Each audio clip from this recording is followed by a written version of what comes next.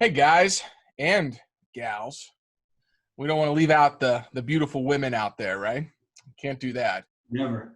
Welcome to another episode of the Chris and Logan Show, where monthly we are bringing you insights, exciting tips and tricks, and everybody wants to hang out with us anyway, so we're just giving you 30 minutes of our time. So, Chris, my man, the main dude himself. Yeah, man. How are you? Good. Crazy busy, man. Yeah. Busy with real estate stuff, busy with life, busy with what? Yeah, I'd say a lot of real estate stuff. Yeah. Yeah. We're just getting, I think things are picking back up. I mean, I know you've seen that, but we're getting so many opportunities, a lot of deals coming our way. Yeah, people seem to be hungry to get right back to it, which is good. Okay.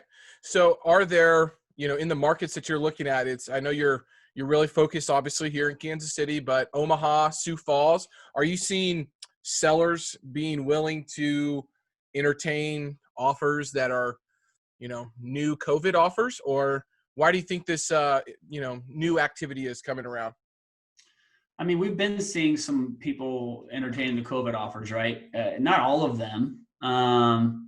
There are still people trying to ask for pre-COVID stuff, and I'm under the impression some of that's still going, but I mean, we're not buying the pre-COVID at the pre-COVID rate. Yeah. But yeah, we're still seeing opportunities, and I think that people are starting to offload things. Maybe the COVID thing scared them a little bit. Yeah. We didn't have very good, very smooth operations, and we're seeing a lot of older buyers, mom and pop type owners that are offloading stuff, and just a lot of opportunity. Yeah. Well, I need more product. So I need more product to bring to you. I don't know if Kansas City has just really been a market that has held up well, which is great. Don't get me wrong. But, people don't seem to be offloading things here. And so we're really hustling to find new product. And I've started to, identify a few large property owners in Kansas City and started to say, look, yeah, sure, I could build my relationships with mom and pop, but a lot of those folks know that if they hold out, they're going to get a better price right now. And so, and a lot of times those mom and pop guys and gals, they might be really low leverage, And so I think that Kansas City's in a market where people are still paying rents. That. I mean, Yeah.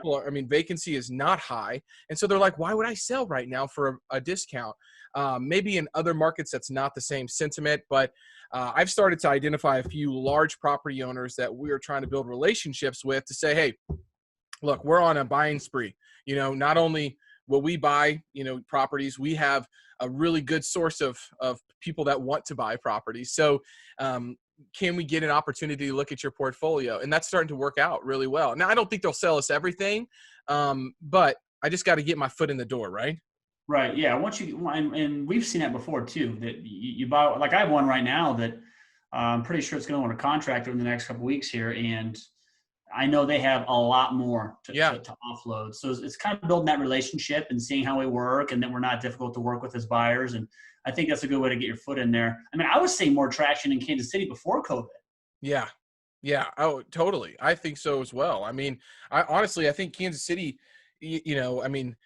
I think there's still a little bit of a buyer's perception that they need to bake in new conservatism, which is fine. I don't disagree with that. But the sellers here are like, I'm not going to pay for that because we're still having, the same amount of luck that we were beforehand. So, I mean, I think that, obviously we talked about this last month that, maybe August would be the month that we would see stuff not get paid. Now everybody's saying, well, now it's September, and in September it'll be like, well, I don't know, maybe it's October during the election year. It's just like passing the buck. Election, Yeah, it's just passing the buck a little bit. Election years historically have been rough on the commercial real estate world.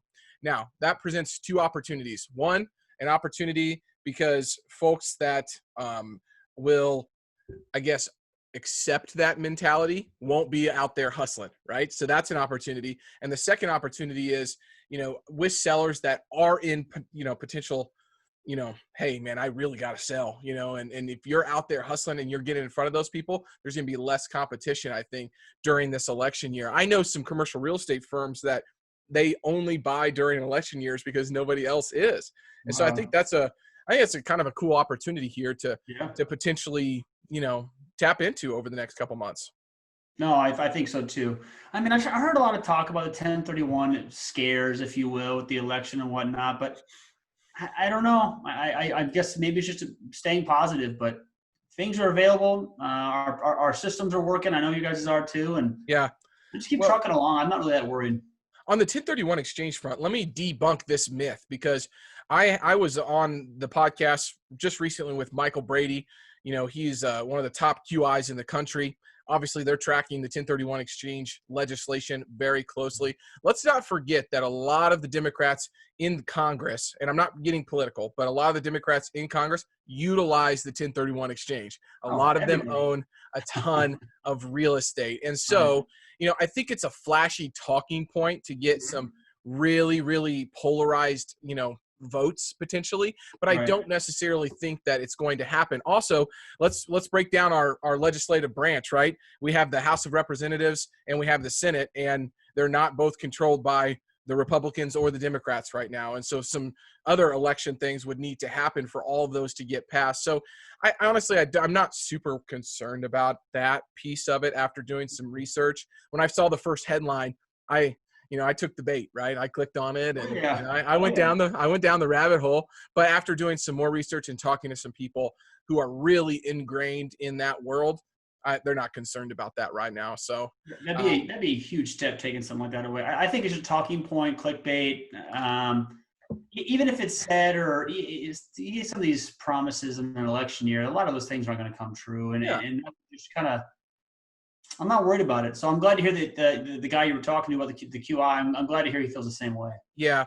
I think that there was a lot of promises when Donald Trump became president that we haven't seen happen either. Yeah. So I mean that happens every election year. So just got to dive into the actual details and what would it take to actually for something like that to happen. So, yeah, I think the other opportunity that we're kind of seeing right now is, if you're a business, if you're a real estate business, small business, large business, this is giving you the opportunity to really focus on some of your bottlenecks that you had beforehand, right? Mm-hmm. So, we just hired a full-time executive assistant who's now taking stuff off of myself, Parker, and Corey's plate that we shouldn't have been doing.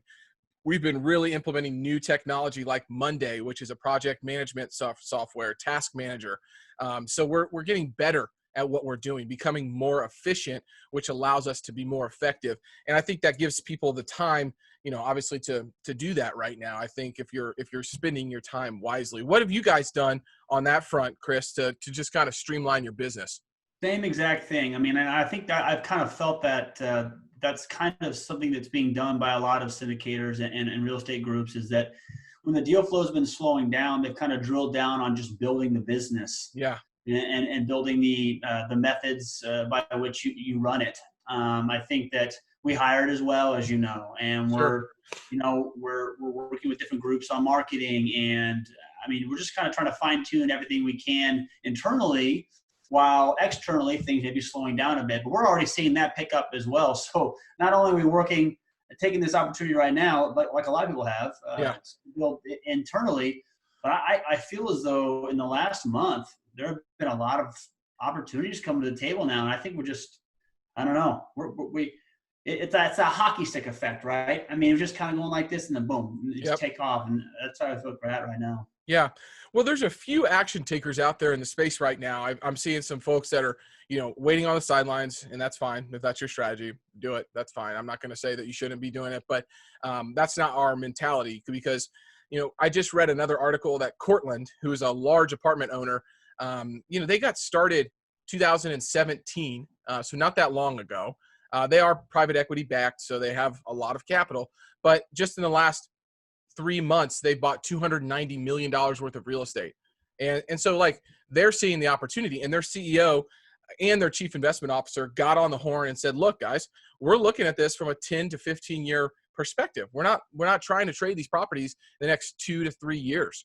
And so Right. right now, it still makes sense for us to go purchase because it fits our business strategy and our alignment. So, I think you have to always keep that in mind. Like, what are you trying to accomplish and how long are you going to be doing this? So that's the same approach that we're taking. And it's just nice to see larger companies, that are very well backed to do the same thing.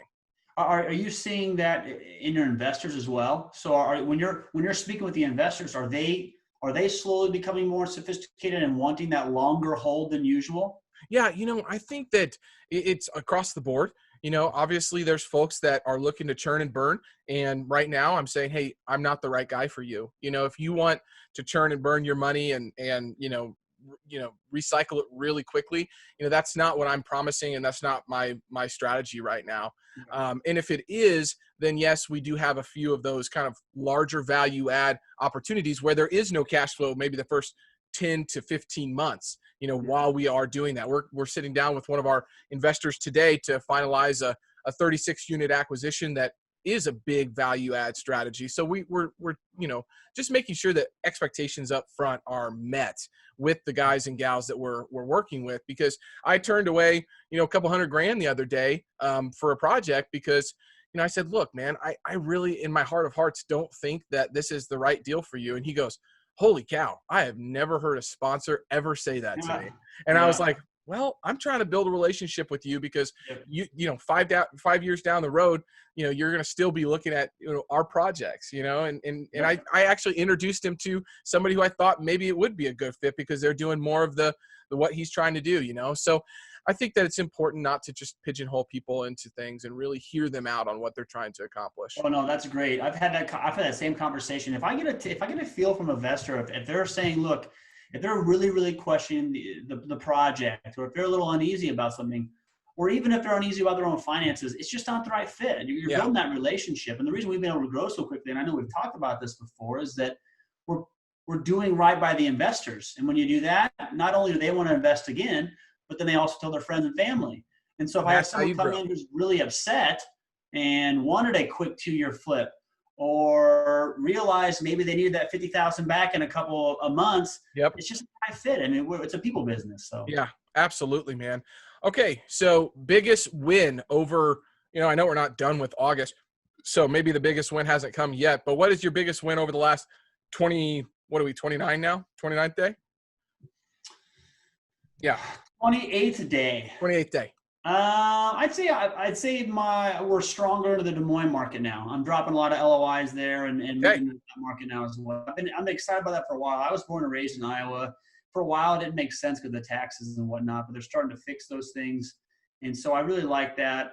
So I'd say just kind of building my knowledge and presence in that area has been the biggest win over the last 3 days. Oh, man, that's great. Dude, I love that idea. I mean, the big differentiating factor between you and I is I really don't focus anywhere but, Kansas City, and so I've started to kind of look at a few other markets. Tulsa, Oklahoma is one that's kind of interesting to me. I think that might have some opportunity for us going forward. But, I think the biggest win so far is, obviously, we've been working on this 426 unit project. And, I'm happy to say that, Wednesday or Thursday of next week, we will have all of the capital that is needed for that project. So that's a $7 million raise that we took down. And frankly, when we first started it, an investment bank out of Dallas was supposed to be raising the capital for us. And, they didn't raise anything. And so we took it from them and said, look, you couldn't get it done. We are going to. So really just, took extreme ownership on that deal and found the right investors and the right partners to put in place to go get that thing done. So we got about 7 investors flying in town next week to look at the property and super excited to get that thing over the finish line. And so that's been a huge win is, solidifying that equity raise and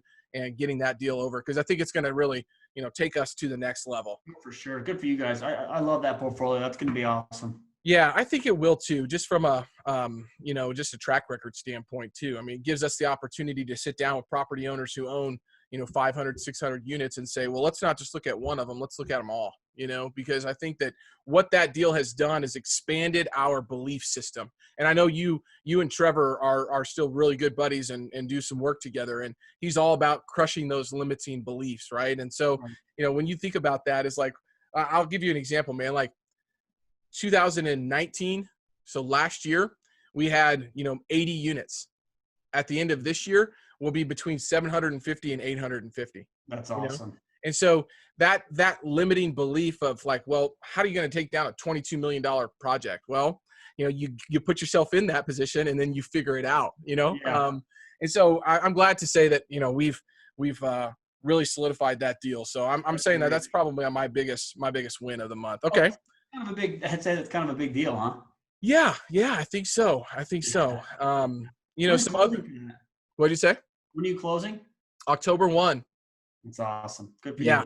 Yeah. So the other big win, man, is, been invited on a lot of speaking engagements, recently, not only conferences, but like virtual meetups and things like that. And just trying to really showcase, that, hey, we do have something, to add value to folks on. And it's not the same message that you're just hearing from everybody else. And so just been invited on a lot of those and made a lot of connections with some new folks, I think, which is super exciting.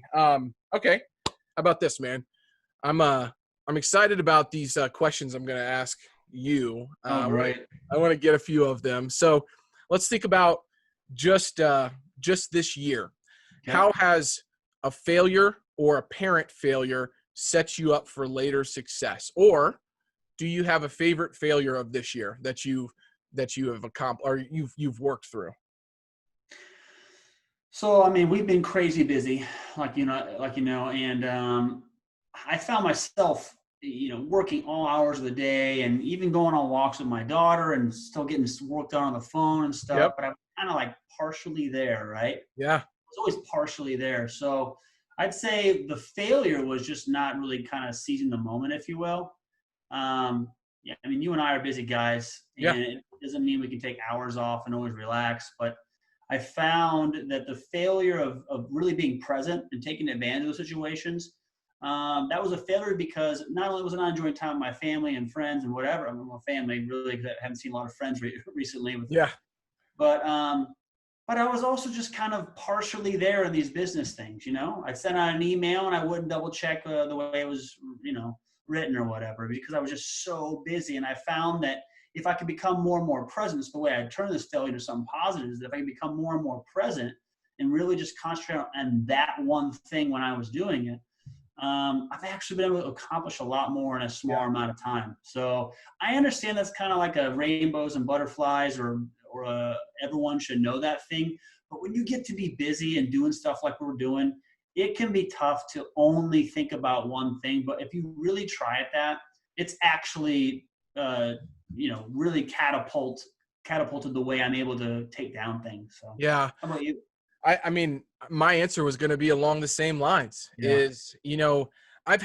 August has created a lot of, and I don't know if anxiety is the right word, but I'm stepping it up. And what I mean by that, when you step up to the next level, you get busier, you get more people wanting to take from you.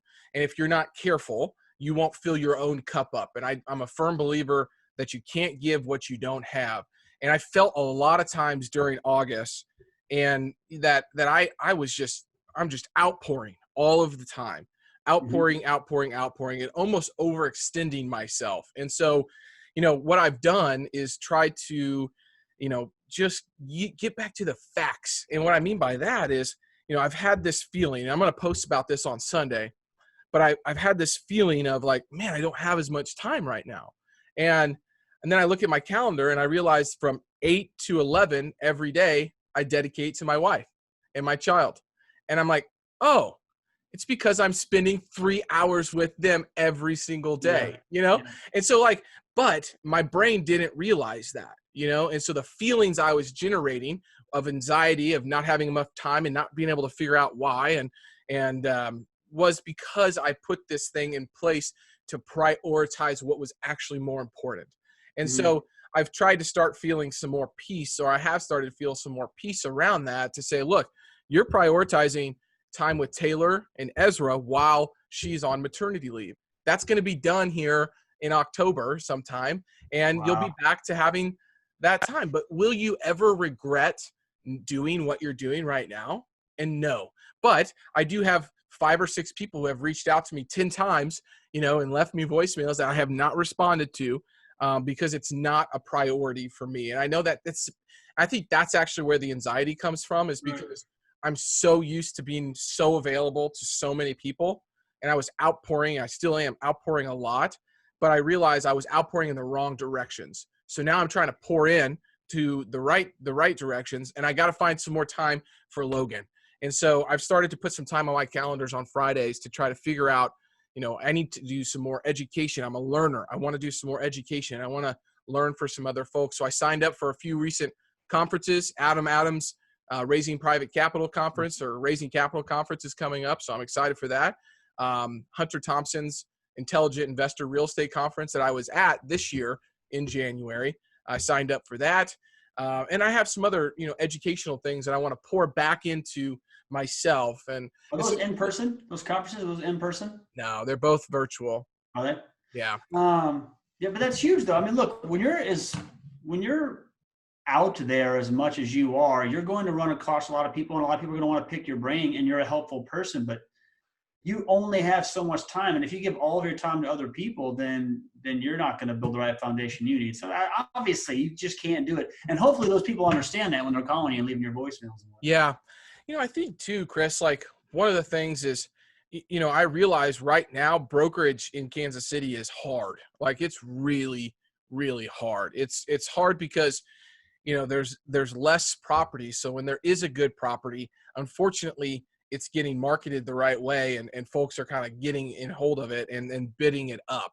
I didn't see that 2 or 3 months ago, but there does seem to be a new level of confidence from the coast coming back into Kansas City, pushing those prices back up. And so brokerage is difficult, and the 1031 exchanges have all but dried up. That's a big portion of my my brokerage business, because other people are not selling things in San Francisco, because you see what's going on in San Francisco. Everybody's moving, and so, it's hard because a lot of the 1031 exchanges that we were, working on are not happening as much. So then it's like, okay, now I got to pivot. And I got to pivot from trying to beat my head up against the wall on all of the brokerage stuff, because right now it's not the best time to be a real estate broker, but that gives me an opportunity to be more on the acquisition side, which is, where I want to be anyway. So, just a lot of new, I think, developments, and being able to pivot and work through those emotions and the underlying actions that are tied to those new pivots is what I've been trying to figure out. That's awesome. Oh, that's right, man. That's exactly what I think. They kind of relate, both of our positions there. No question. I do too. Okay, what purchase of $100 or less has most positively impacted your life in the last 6 months? 6 months. Or in your most recent memory. That's fine too. The Daily Stoic. I purchased that Ryan Holiday book.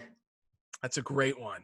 It's great, man. And I'll be honest, I'm getting better. I haven't hit it every day like I want to, but just biting off a little bit and trying to implement it in your day.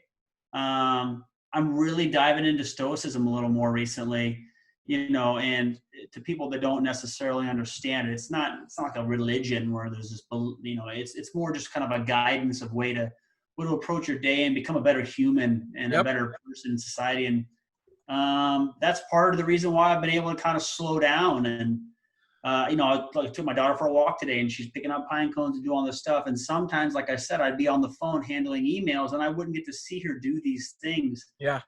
So then the rest of the day, I feel like I needed to hurry up and get through what I was doing so I could spend time with my family that was my chance. So seize the moment and do things. And so the Daily Stoic's been great for me. And I don't know what that was, $15.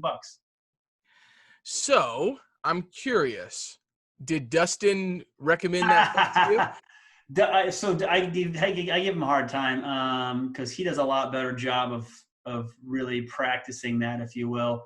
Not that book, Stoicism in general, for sure. Yeah, And I see him you know posting. how our phones are. Then it started just popping up on all my stuff, whatever. And then I just saw it on Amazon, and so I purchased it. But Dustin's great, man. He's waking up early and reading for like 2 hours, and he's just so. I'll text him and I won't hear from him for like 70 hours. It's like, I mean, and not in a bad way. You can tell he's just present, and he does a good job with that. So I certainly would love to get where he's at, and he's good though too, because he admits he's got a lot to gain as well. Yeah. Well, that's really cool. I'll piggyback. So my best purchase of $100 or less, you know, it wasn't this watch particularly. So I got a new watch, Bling bling.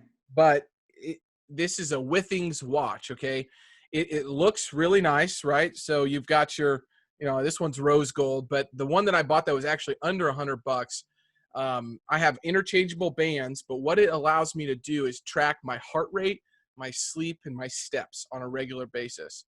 So I would say Withings watch or some sort of activity tracker. I don't like the bands. I just think they look kind of, you know, goofy. So I don't buy those, but I found a watch that actually, you know, tracks all that stuff as well, has been my best purchase to be able to get back on the health and wellness kick. So I love that watch. If you guys haven't checked it out, go to withings.com and check that out. So that's definitely So how's that different than an Apple Watch? I don't want the notifications on my wrist. If I'm trying to get away, I wear my watch all the time. So if I'm trying to get away from my phone, I don't want it beeping at me all the time. Now, this one actually does show me notifications, but I can turn that off. So the last thing I want is another device connected to me that people can get to, right? So yeah. So okay, cool. I got a pretty cool one for you, man. You ready for this question? I'm ready. Okay. If you could have a gigantic billboard anywhere with anything on it, metaphorically speaking, maybe you could get that message out to millions or billions, what would it say and why? Gosh dang. These are all from Tim Ferriss, by the way. These are not my questions. Oh, Tim. Yeah, Timmy. It was good to be on his show last week. No, I wasn't on. You almost made me spit my soda out, man. Oh, I was gonna say, did I miss that? Yeah. Gosh, I feel like I'm beating a dead horse here, but I put the phrase slow down, and it kind of encompasses kind of what we've been talking about. So I don't want to, you know, overplay it, but or be present, maybe. Be present. Present. Yes. I put that, sometimes I need to put it out outside my house so I can remind myself, but maybe if everyone could see it on this side of the road, something would be great too. Yeah. I love that, man. Slow down, you know, be present. That's really, really good. I think mine, I have two. The first one, I'm going to steal Jocko's answer to this, Jocko Willink. So discipline equals freedom. So that'd be my first one, because I think that would get a lot of people thinking. You know, they'd probably be like, well, what? That doesn't equal freedom if you actually restrict yourself more. But, you know, I urge you to dive into that a little bit more. The second one would be to know, it would just say, know yourself, period. Love yourself, period. You know, right now, man, I see so many folks like going through identity crisis and really, you know, really struggling mentally, emotionally, spiritually. The first, you know, key to really feeling joy on a regular basis is you have to know yourself. And so I would say you need to really get self-aware and focus on, you know, emotional intelligence. I think it's something that I might have a platform at some point that I can share, you know, emotional intelligence with all these macho men out here to say, look, you've got to dive back into the touchy-feely stuff, or you just can't bulldoze through everything in life. And if you do, your relationships that you have will not be there 20 years from now. So for sure. Awesome. Okay. This is the last question I'm going to ask from this, and then we can dive back into, you know, wrapping this up, Chris. But so what is an unusual habit or an absurd thing that you love? What's really weird about this? I love, so my email inbox is like my to-do list. Yep. And so I really love answering emails and taking care of every single one of those items, because then my inbox is empty, and that is the greatest feeling ever. Sometimes it's not a healthy feeling because I'm on a walk trying to answer my emails, but I actually like getting those things done. Yeah. Yeah. Checking the Weird, boxes. Yeah. weird, Okay. man. I like that. We do not share that same sentiment. I have 550 unanswered emails that Oh, I'm going to work through tomorrow morning at talk about anxiety. 3 a.m. tomorrow morning is when I will do those. Oh, Okay. I'm gonna say getting up earlier. Um, and I'm not gonna, say the same time that I get up because I'm a little bit unique in that sense. But you know, and it's 3 a.m. well, 4 a.m. every day, 3 a.m. on Saturdays. I sleep in on Sunday, so What time do you go to bed? 9 or 10. Oof. Yep. Yep. But Hmm. I've realized when I get up, you got two kids, small kids. I got two small kids. When I get up and I get an hour or two just to center myself and get ready for the day, I'm a guy that needs space. I need time to myself. Everybody might think I'm a big extrovert. I'm not. I'm what's called an ambivert. So I'm extroverted when I need to be, but if I got to choose, what I did on a regular basis, it would not be go hang out with 50 people. It would be, getting into one of my books that I haven't read in 10 months and really Yeah. just spending some time thinking. I told my wife the other day, in 5 years, I'd really love to just be a professional thinker. And she looked at me and she goes, "What are you talking about?" I said, "I just think that there's some really original ideas and thoughts that are in my head that I want to get out, and I don't have the capacity to do that right now. But every morning I get a little glimpse in that, right? I read Professional the, thinker. yeah, a professional thinker. So anyways, I look back and I think that Warren Buffett is a professional thinker, to be Yeah. honest with you. I mean, it's been said that he reads somewhere between 6 to 8 hours. Jeremy Roll reads at least 3 to 4 hours, I think, every single day. He was on the podcast. I really want to do that, but I also want to do it in a way that is How not do you just, have time? yeah, I mean, they make time, I guess. I And know. I know. that's the hard part, though, is like, so I know I can't do that right now, but every morning I do get a little bit of time to think and to say, what am I going to focus on today? Like, what is the one word that you need to live by today? And today it's, I read about prudence, which is discerning the best means to the right end. But prudence will only allow you to make that decision in the moment and in the space that you're in. When you pair prudence with wisdom, so you can see the whole picture, that's when you really, really start to make good decisions in life. And so I was reading about prudence and wisdom this morning, and like just things like that, those thoughts, I have, Marcus Aurelius's Meditations right behind me. Really diving into some of those texts would be really exciting for me. So, all right, man, we've got one more question to kind of go through, and it's really simple, man. So what are you trying to accomplish over the next 30 days? Like, what is your rock that you got to go make happen?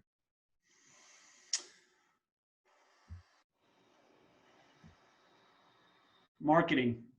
Okay. Yeah, I'm just trying to do, we've been able to do so well around here, which is a form of marketing in Omaha, right? These meetups or meeting at coffee with investors or talking to people on LinkedIn and stuff. It's just been very, very organic, and it's great. But as we continue to grow, there's more and more opportunities, and there's opportunities to, like you're going through, having to raise $7 million in a situation. And I think just getting our name out there so people get an idea of what we're doing, and trying to connect those dots for people, just being a trusted source for people to invest their funds with. And I think that over the next 30 days, people will see a little bit more. We plan on rolling a little bit more out. All So right. certainly marketing. Love to brainstorm with you anytime on that, my man. Yeah, man, you've always been helpful. I appreciate that. My next 30 days, get this house sold. We listed today, and we have 9 showings already set for today. Whoa. Yes. So get this house sold, get moved into the next house, get my podcast studio set up, and Nice. close, well, 30 days from now will not be the close, but solidify the other 4 projects that I'm raising capital and getting done right now. So that's my rock. Is there's one personal, one professional in there. Chris, do you have any just last pairing words, wisdom, pieces of advice? Yeah, I'm glad we talked about it. Be present. I know that sounds crazy, but I think that the more I can remind myself of that, and everyone can remind themselves that, I think it's just you can benefit from it personally, professionally, and in every area of life for sure. You've heard it here first. This month, next month, go be self-aware, focus on presence, living in the moment, and try just to be where your feet are. This is another episode of the Chris and Logan Show, where monthly we are bringing you insights, ideas of 2 movers and shakers, really one big one and one guy that's just trying to keep up, of the movers and shakers in the world of commercial real estate. Chris, thank you so much for joining us, man. Have a great weekend, brother. Awesome, man. You too.